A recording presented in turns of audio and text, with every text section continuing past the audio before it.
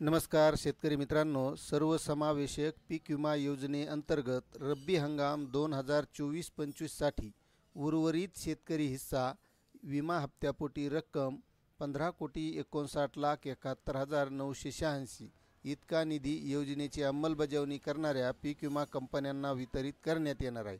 तर मित्रांनो, हा आहे शेतकरी हिस्सा, म्हणजे मागच्या वर्षी जो काही 1 रुपयात पीक विमा होता त्या संदर्भातला शेतकरी हिस्सा। तर हा शासन निर्णय 7 जुलै 2025 रोजी निर्गमित करण्यात आलेला आहे। आता यामध्ये ज्या काही कंपन्या आहेत या कंपन्यांना हा विमा हप्ता वितरित केला जाऊ शकतो आणि त्यानंतर ज्या जिल्ह्यातील शेतकऱ्यांचा विमा राहिलेला आहे अशा शेतकऱ्यांना वितरित केला जाऊ शकतो। तर यामध्ये मित्रांनो, ज्या काही कंपन्या आहेत तर त्यामध्ये भारतीय कृषी विमा कंपनी आहे, त्यानंतर ICICI लोम्बार्ड जनरल इन्शुरन्स आहे, त्यानंतर HDFC अर्गो जनरल इन्शुरन्स आहे, ओरिएंटल इन्शुरन्स कंपनी आहे, United India general insurance company आहे, युनिव्हर्सल संपो जनरल इन्शुरन्स कंपनी, त्यानंतर Cholamandalam general insurance company, Reliance general insurance company, SBI general insurance company, या 9 विमा कंपन्या यामध्ये आहेत। या कंपन्यांना हा वितरित केला जाणार आहे आणि यामध्ये भारतीय कृषी विमा कंपनी ही राज्यात विमा कंपन्यांची समन्वयक कंपनी आहे। तर मित्रांनो, यापोटी ही रक्कम वितरित केली जाणार आहे। तर त्यामध्ये शासन निर्णयात काय आहे बघूया।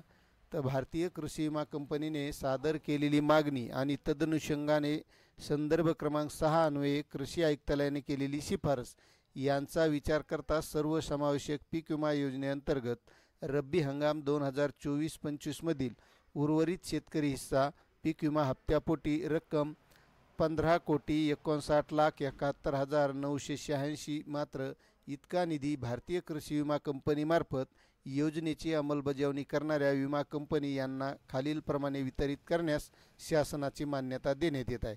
तर मित्रांनो, यामध्ये या ज्या काही कंपन्या आहेत या कंपन्यांना या प्रकारे हा निधी वितरित केला जाणार आहे आणि सदरची रक्कम ही रब्बी हंगाम 2024-25 करिता वितरित करण्यात येत असून त्याचा वापर यापूर्वीच्या इतर हंगामाकरिता अनुदेय असणार नाही आणि प्रस्तुत बाबीवर होणारा खर्च खालील लेखा शीर्षाखाली सन 2025-26 करिता मंजूर केलेल्या अर्थसंकल्पीय तरतुदीतून भागविण्यात यावा आणि सदर शासन निर्णयान्वये वितरित करण्यात येणारा निधी प्रधानमंत्री पीक विमा योजनेच्या मार्गदर्शक सूचना व शासनाने वेळोवेळी निर्गमित केलेले शासन निर्णय यानुसारच खर्च करण्याची जबाबदारी आयुक्त कृषी यांची असणार आहे, असा हा शासन निर्णय आहे।